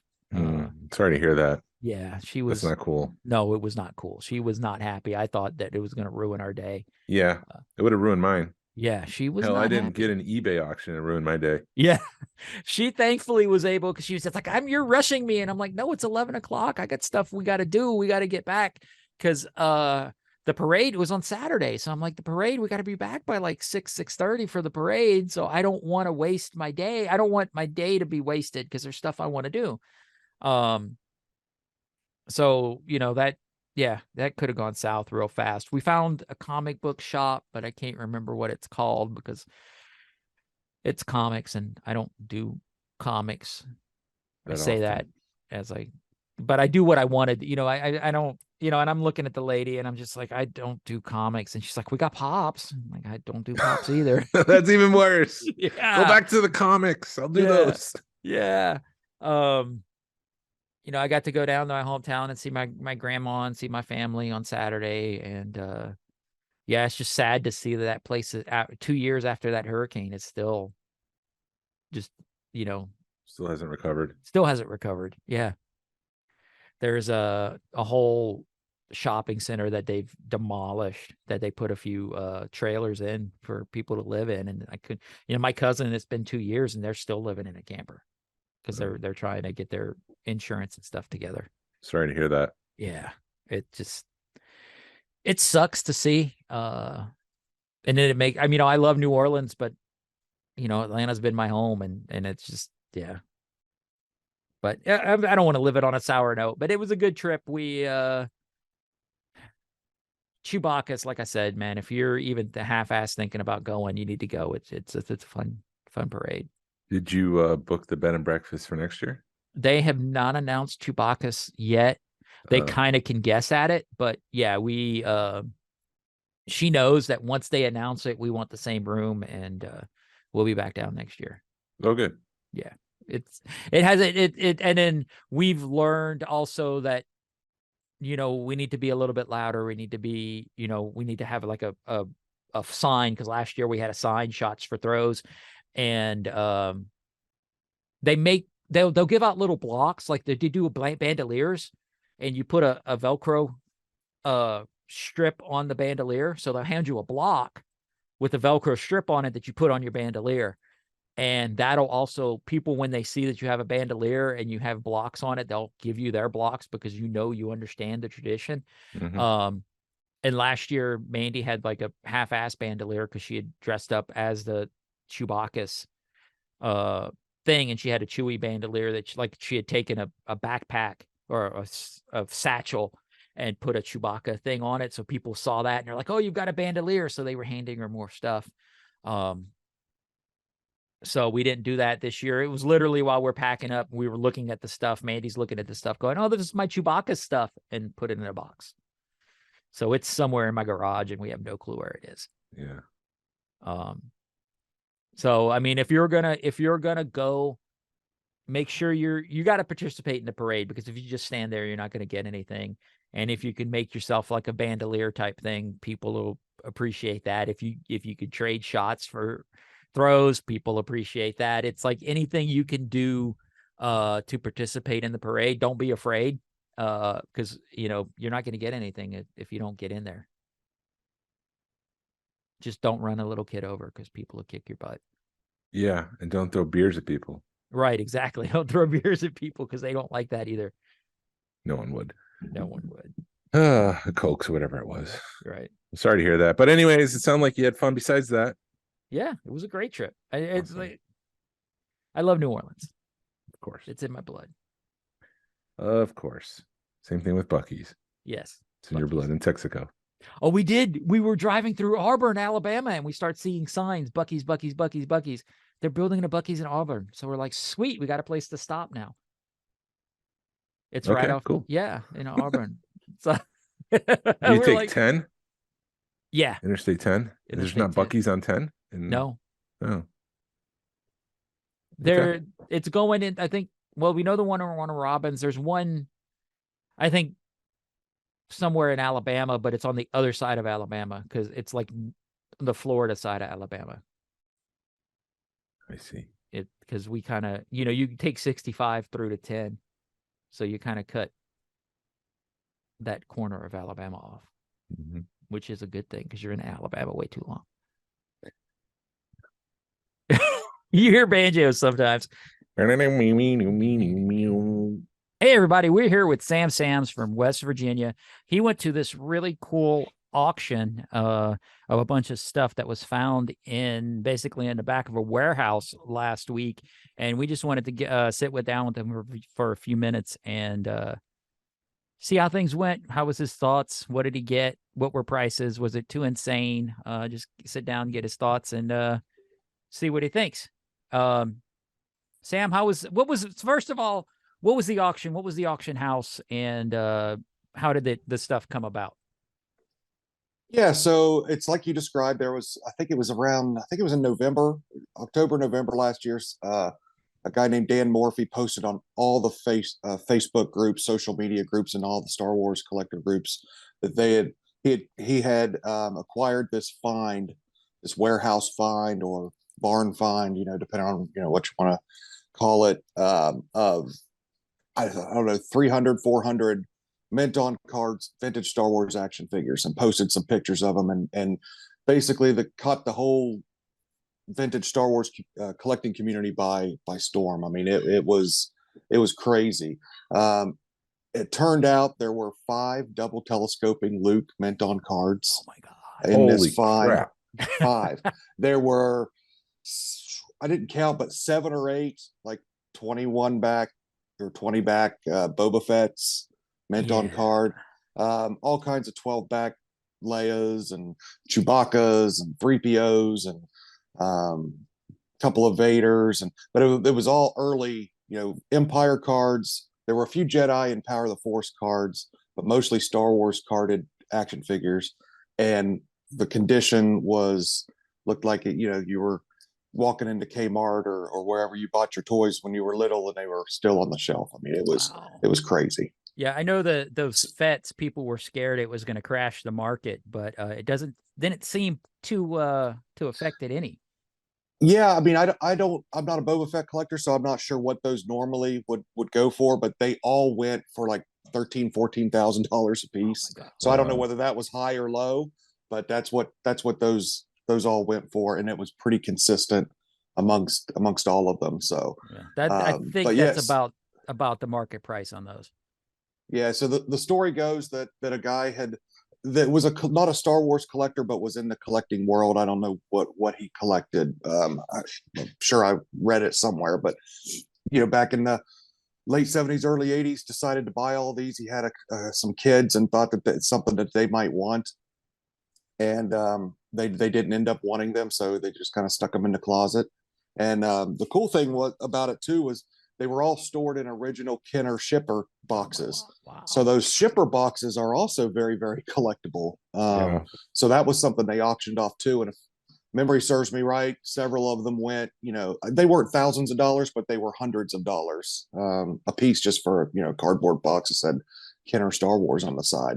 Wow. But yeah, it was nuts. But the auction house was very professional. They were great, very friendly. There was probably between 30 and 40 people there for the live, there in person. So the way they did it was similar to Hake's auctions. If you're familiar with Hake's, they do Star Wars auctions, I don't know, quarterly, I'd say, but similar to where they post pictures online. You go to the website and you register and you can bid online. But the difference with this auction is 15 minutes before the live auction started, which was this past Wednesday, February 1st at 9 a.m., they cut off the pre-bidding online. And so then you could still participate online, but you had to go to like a different platform to bid. And then you had the live bidders there. And then this was like a real professional auction house. Like, I'd never been to one, but kind of like you'd see on TV, where they've got people in the back on the phones with big, Oh, wow. big money collectors. And so you could arrange a phone bid, or you could bid online, or you could be there in person. So it was crazy. And there was over 400 lots. And I went the day before and looked at all the items, and they told me then, they're like, yeah. I was like, how long do you think this is going to take? Because I mean, that's, I envision being there, for the better part of 12 hours or so as they auctioned all this stuff off. But they said, oh no, it'll be we plan on doing 80 items an hour, so that's less than a minute per auction. And they pretty much were on that, so it went very, very quickly. So if you were interested in any of the items and you didn't kind of do your homework and write down which lot numbers you wanted and kind of what your max bid was going to be or anything like that, then you were in trouble, because it's not like they held up the item before the auction and said, oh, here it is, we're bidding on this. It was just they posted the picture that they had already posted previously and said, okay, lot number 123, it's 12 back Princess Leia, here we go. Wow. So it was really, really fun and cool to see. Now the prices, for anyone that thinks that it's a down market, at least on the top level, the high end, it is not. Yeah. I mean, the only thing I was really after was a 12 back Vader. I have one, but it's not in really good condition. So I thought, hey, if I can upgrade mine and sell my old one to help pay for it, and that was kind of my plan. And I've been watching them for about the last month, and thought I had a shot, because I think there were 5 in the auction. So I thought, well, surely I can get in on one of the 5. They were all 5 of them were better than what I had. And when I went to bed Tuesday night, it was getting close to what my max bid was going to be. But I was still in the hunt for them. I woke up Tuesday morning or Wednesday morning and checked out what the prices were online, and everything spiked overnight. So, So yeah, when it was nuts. So they cut the auction off. I guess you the pre-auction off. Did they start, like, let's say they started those, got to like $10,000, just pull a number out of a hat. So they said, all right, this bid's at $10,000. We'll start there. Wow. Right. Exactly. Yep. So whatever the last bid online was, that was the starting bid for the live auction. Yeah. So, I guess there was some speculation about, was it a real, true, quote unquote barn find? Right. Did you get the feeling that it was a true, like, it wasn't like set up where you see on reality TV where somebody's like, oh, I just so happen to have all these Star Wars figures in the back, where somebody literally like went in the back of a warehouse and went, oh crap? Yeah, I think it was legit. I mean, I don't think it was one of these finds where, that you see online sometimes, where, some grandma had stuff that she forgot in the attic that she had bought her grandson for Christmas in 1970. Wasn't anything like that. Like I said, the guy was a collector of, I don't know, coins maybe, or, something in the collecting world. So I think they knew that it had some value, but I don't think they anticipated kind of what a sensation and a kind of collecting storm, that this find would have. Because I'm not sure how many DT carded Lukes were known to exist, but adding 5 to the pile at one time just kind of blew everybody's mind. So Yeah, like I was saying earlier, it was the same thing with the Fets. Everybody was like, "Oh man, you're going to put 8 Mm-hmm. 21 back Fets back into the collector, realm, into the hobby that could crash the market." But like you were saying, with them going for what they were going for, it didn't seem like Yeah. it did. Did you see? I noticed there were, I saw a few of our guys that we follow in the hobby, friends with, were up there. Was it sort of like a mini celebration type atmosphere? Yeah, it was. It was like going to a show and seeing people that you know for sure. Yeah, and I went to dinner with friends. I was there Tuesday night and Wednesday night, and both nights I went to dinner with different group of friends and hung out and just kind of talked about everything. Collector Archive Services was there taking submissions, so you could if you won one of the items, you could submit it right to them for grading. So I talked to those guys quite a bit. So I enjoyed that, and yeah, it was real friendly atmosphere. Like I said, the auction house treated us great, and I don't think they auction off toys and stuff, but it's mostly like high end antiques and guns and like they had a bunch of marbles in there and sports cards, and I think they had some Star Wars stuff in the past, but nothing like this. And they really were appreciative of all the information that Star Wars collectors, we're not shy about telling you what we think. Not at all.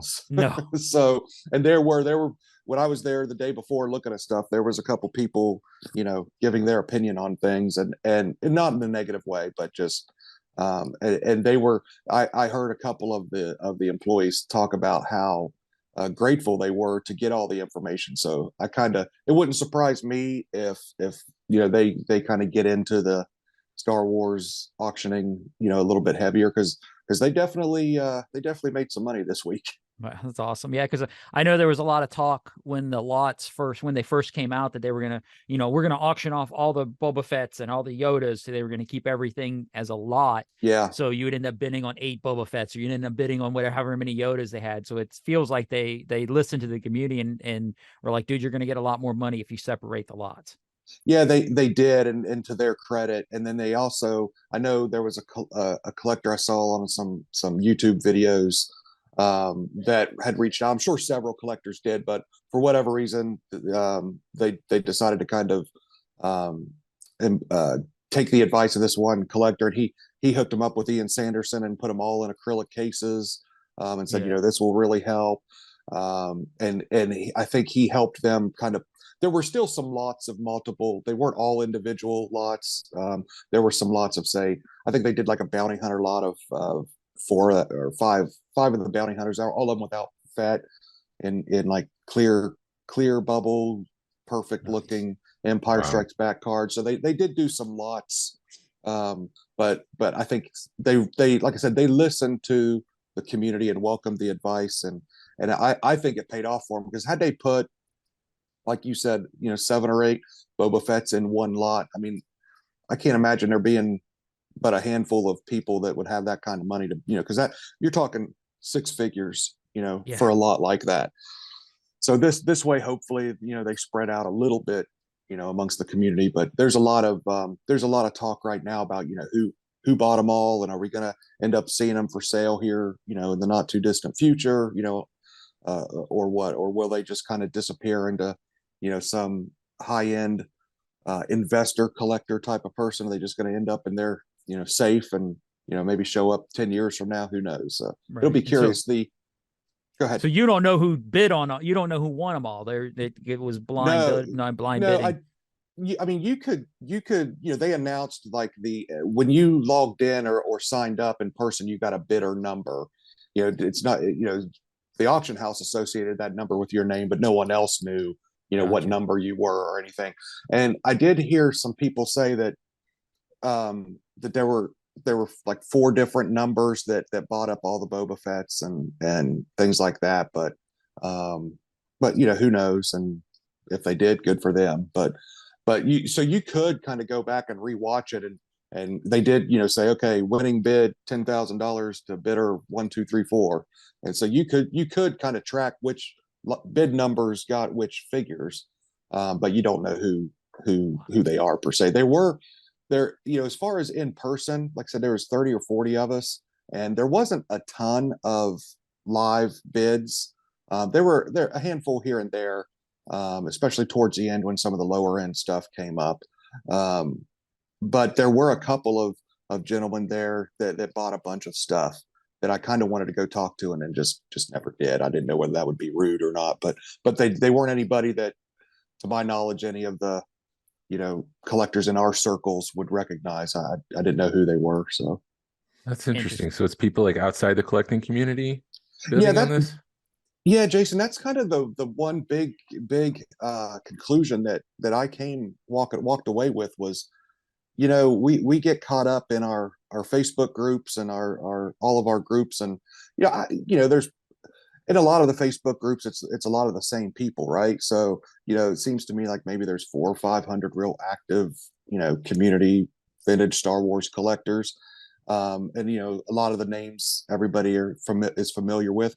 But there, with this auction, it showed me it was either Star Wars collectors that we just don't that don't participate in those groups, or it was big money investors that were looking to diversify, and saw this as a which it really was. It was kind of a once in a generation type of opportunity to buy some of this stuff. Yeah. Was it your impression that the person that was, for lack of a better term right now, outside the collecting community, were they a representative, or do you think that was their item? I think it was the. I mean, I've told a couple people it was two older gentlemen, like had to be in their mid 70s. Wow. I said it was your stereotypical. It looked to me like they were like model train collectors, and then that generation, and but like I said, they were buying some stuff, but that's interesting. Yeah. So I don't know whether I didn't get the impression that they were bidding for somebody else or anything. That's why I wanted to talk to them. I wanted to see, whether this was, their first thing, or maybe they've got this huge Star Wars collection somewhere that no one knows about. Black holes. Yeah. What were the surprises? Meaning, like, oh, I didn't expect that item to go that high, or oh, I didn't expect that item to sell that cheap. That's a deal. There wasn't any cheap deals. That's for sure. There wasn't. Yeah, I know. But cheap hoping. Is relative. Like, oh, that's it, 5,000. Yeah, sure. You're right. Exactly. To my knowledge, there were a couple of surprises. One, and all the 12 backs are great, but the among, as you rank the 12 backs, usually Chewbacca's and 3POs go. I don't want to say cheap, but they're a lot less expensive than the Luke Skywalkers and Princess Leia's and Han Solos, right? Yeah. But it seemed like all of them were go market rate plus $1,000, then plus the 20% buyer's premium plus 6 or 7% sales tax, depending on what state you were buying from, if you were online.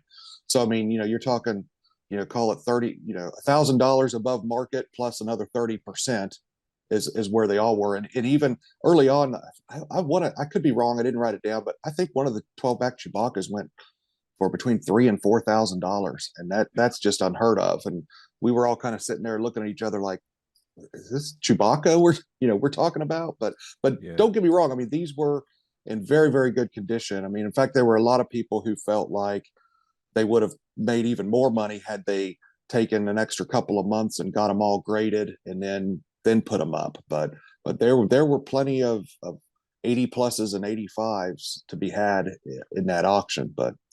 And then another surprise, and I'm really, really curious about if there's a story behind it. There were 5 double telescoping Lukes, and I looked at all of them, and I think the first 2 went for $25,000 a piece. And then the third one went for a couple thousand less than that. But all of a sudden on the fourth, and they spread them out, so it wasn't like, okay, we're going to do all the Lukes. So they kind of spread them out throughout the day. And that fourth DT Luke, which was by far the worst condition of them, the bubble had yellowed. I mean, it was still beautiful, but the bubble had yellowed, and I think there might have even been like a mark on the figure. But it was by far and with no doubt, the worst condition of the 5. Yeah, it went for $10,000 more than the other 4. Yeah, because and it makes everyone kind of look around and go, oh, is there something about this one that we're not catching? Was it some sort of different card back variant, or was it two guys bidding against each other that kind of panicked. I mean, it was crazy because there was one after that. There was another one, so it wasn't like that was the last one.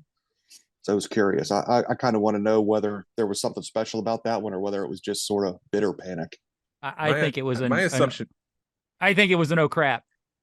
Yeah, my assumption is with 5 of those, the first one you're like, let's just see how this plays out. The second one you're like, I still have 3 more. By the time you get to the 4th and the 5th one, you're like, oh wait, I gotta go. Yeah, because the first 3 it wasn't like there was any action on the bids either. I think there might have, it was okay. Oh, the last bid online was 22,000, and there might have been 1 or 2 bids. They were online bids, but they might have been 1 or 2 live bids there during when the auction went live. So it wasn't like there was a lot of back and forth on them. And then all of a sudden this 4th one hit, and it just kept going back and forth, back and forth, back and forth. So like Glenn says, it's panic. Like, oh, I better do this now. Yeah.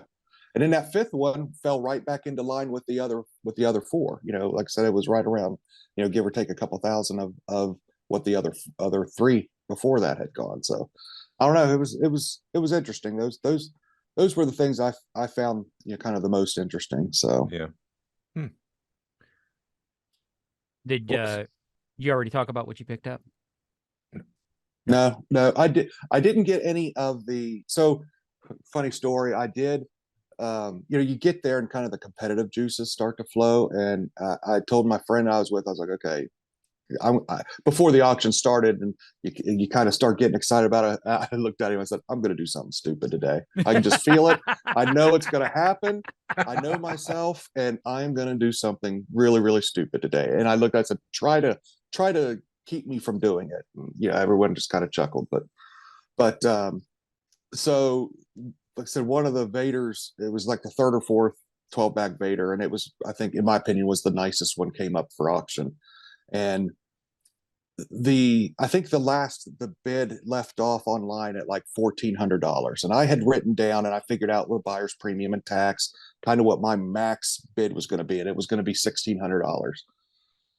And so the bid starts, and before I get a chance to raise my number, someone bid it up to 1,800, so which was $200 more than what I set my discipline to max. Okay, Sam, these are the numbers you're going to stick with. You're not going past this. But sure enough, auction fever kicked in, and I raise up my number, and he points at me and says, I got 1,800 right there. I think my number was 6. Bidder number 6, 1,800. And I'm getting all excited. And then all of a sudden, all the online bids start happening. And I turn to my friend and say, like, hey, I'm going to get this one. And next thing I know, do I have 3,200? Oh my God! God! Looks right at me. Do I have? It went from my 1,800 to 3,200 in 4 seconds. So at least I can say for 4 seconds, I was a high bidder on one of the items. But yeah, that was as close as I got. And that goes to show you how kind of, I don't want to say ridiculous, because hey, it's the market. I mean, the market's going to bear what the market bears, but to most collectors in our world, these prices were well above market price. So yeah, but I did later in the auction, it wasn't just the Morphy find items. There was, I don't know, one person, or anyways, there was a handful of other items towards the end of the auction that someone else had submitted and consigned with them to auction off. And there was a lot of AFA loose graded figures. And I did pick up 4 AFA loose graded figures. I think I overpaid for one of them, but the other 3 I didn't get good deals on. I paid about market price. So I didn't walk away with nothing. I did get 4 graded figures, so that I needed for my graded run that I'm working on. So it was nice, and especially with AFA not grading loose figures now, I think the price of those might go up, but they're for my personal collection. So yeah, I was happy with that. I got a Han Solo, big head Han, and I got a Hoth Leia, which was cool, and a Death Squad Commander, and the 4th one was a Chewbacca. I think it was a Chewbacca. They were really no, clean. It was Hammerhead. Yeah, I was gonna say it wasn't the Cantina guys, but they were super clean. Yeah, they were. They looked really. A couple of them were the old case style, which really doesn't bother me any. But yeah, I was happy to walk away with that. It was fun, and it was the auction house was really nice. It was like movie theater seats and things. It was very, very, very high end. They catered breakfast and lunch for everyone that was there in Oh person, and wow, that's nice provided of them. meals. Oh yeah, it's kind of like a casino, where they want to get you liquored up and they want you to stay as long as you can. I think that's sort of the same thought process at this auction house is, hey, keep you Yeah. in the building. So Yeah, no, I agree with that because you see that at toy shows when there's no food, people at lunchtime leave and they never come back. that's right. That's right. Yep. So yeah, wasn't their first rodeo for sure on that. And that was just day one of this current auction. There were 3 days. Like I said, they had a bunch of sports cards, which that was cool to see too. I saw like a Ty Cobb baseball card, and they had all kinds of stuff. And they had marbles that were going for all kinds of money.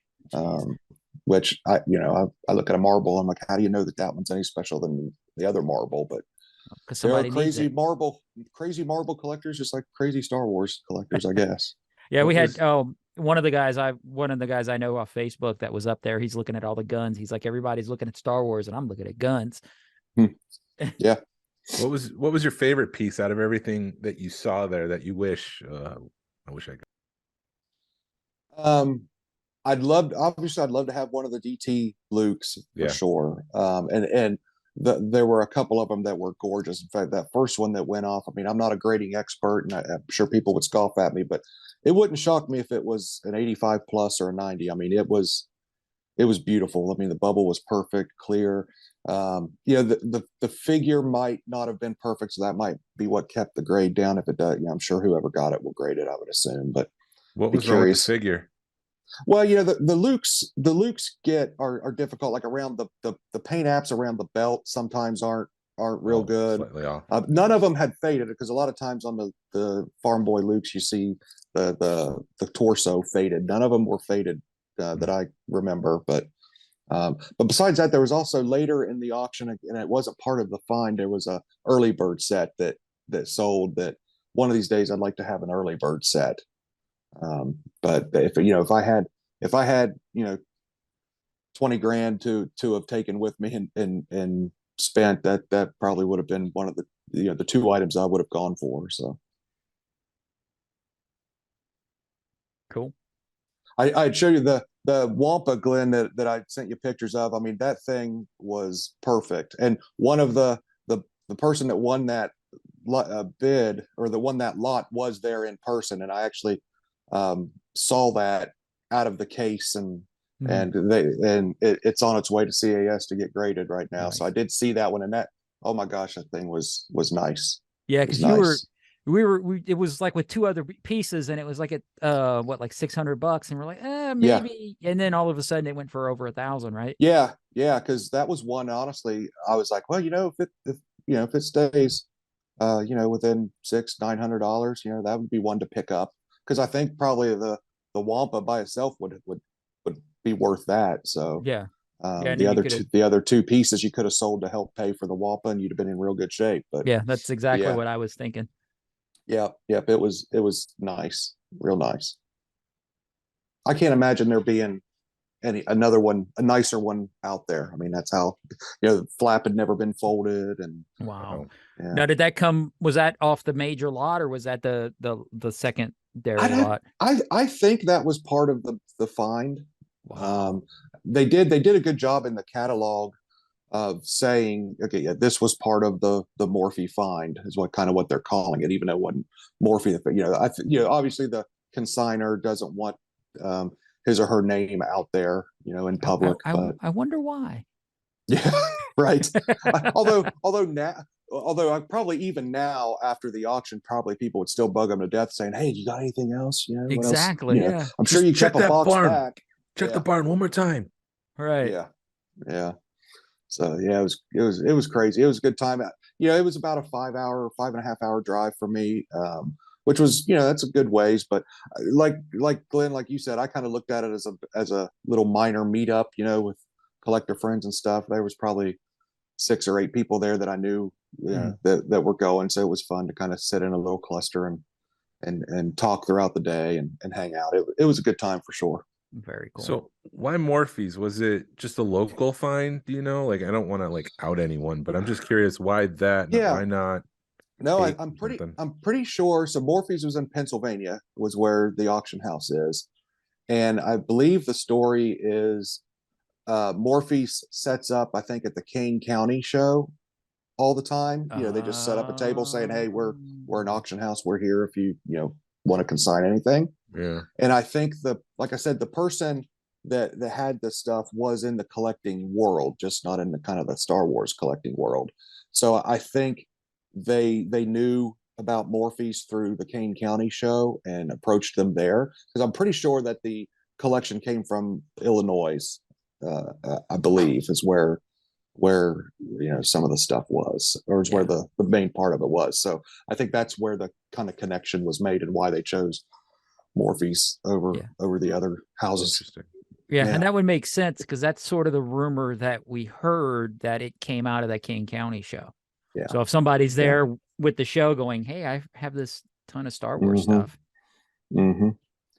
Yeah, and so like the buyer's premium was 20%, which is in line. I think Hakes is like 18, and I think other auction houses are 22. So I mean, it was kind of so that's what you have to do when you're looking at it. You have to remember, okay, there's another 20% on top of this plus sales tax. So in my mind, I was just rounding up and say, okay, I got to figure an extra 30% on top of the bid price. So the auction house is making 20%, plus they also get a consignment fee from the consigner. That's not public. That's something that they negotiate. But you got to imagine it's 10-15%, I would guess. So so they did all right. They did all right. Damn. We're in the wrong business, Jason. Yeah, I'm sure somebody will go through and add up. I mean, and you can go to their website now, I think, and view what all the final prices were and everything. So I mean, I'm sure somebody has already figured out what the total value of the collection was and all that jazz. So yeah, one of the DTs went for like $34,000 or something like that. Yeah, so you're talking 42, 44, something like that after all of the taxes and fees. So that's what you got to figure. That's the top end of the market now, is 40 grand. So those people that bought them earlier in the day at 22, so call it 30 with all the taxes, they made 10 grand. They made 10 grand in value just sitting there. If you want to look at it that way. Wow. Yeah. Jeez. Yeah. So not bad. Not bad. It's a bigger world out there, fellas, than what we're playing in. I can tell you that. Yeah. My pond is pretty dry here. I mean, I need to go find another pond. Yeah, for sure. Yeah. So, but it was a great time. I enjoyed it. I'm glad I went. I didn't, took a couple of days off work and drove up, and it was. I felt like I wanted to see it all. I mean, I'm not going to get a chance probably to see, that quality and that amount of early Star Wars figures still carded like that. So that's worth the price right there of admission and driving. Yeah. Plus you got free lunch and breakfast. That's right. Yeah. I mean, heck, it was a hell of a sloppy Joe, guys. It was good. It was good. They had the cookies and all that stuff. Yeah, it was good. I don't know if I got 20% worth out of what I bought, but it was good. Nice. Awesome. So if people want to hear more of this, they can listen to you on David Quinn's podcast. Yes. Yeah. I'm not sure. I think he's might be releasing that soon. So I'm not sure when it'll come out. I'm not sure when this will come out, but yeah. And then it'll be a race. Everyone's going to get sick of seeing me. And then the 5 Idiots, right? The 5 Idiots podcast. Yeah. I think I'm going to record that one tonight with them. I think they're doing a live show tonight. So yeah. Yep. So there you go. You can get more different questions probably. Oh yeah. And they were there with the 5 Idiots. A couple of those guys were there too, so they have their own perspective. So they don't, you won't have to just listen to me. I'm not sure why they even need me, but they asked me, so I said sure. Was David asking about price values and stuff like that and trying to figure out? Yeah. I was nervous on his. You got to be a lot smarter to be on his broadcast, because he really thinks it through and asks really, really good questions. I enjoyed it. It's a good time. I've gotten to know David for the last couple of years, and he's a good friend, and even outside of Star Wars stuff. So yeah. Well, you see, David. Go ahead. Sorry. I said he's just a good dude. Yeah, David believes in something called production value, and I don't know what that word means. Yeah. See, I'm pushing for that. You push back. So there's like now you have guys some great. structure. I describe your guys' podcasts and YouTube video. It's more of a hang. Your Right. guys' show's a hang, which is cool. And same with the Five Idiots. I mean, we went out the second night and hung out with those guys, and I told my wife when I got home, I said it's been years since I've hung out with my college buddies, and that's what it was. It was like hanging out with some of my college friends. So it was just a good time, real good time.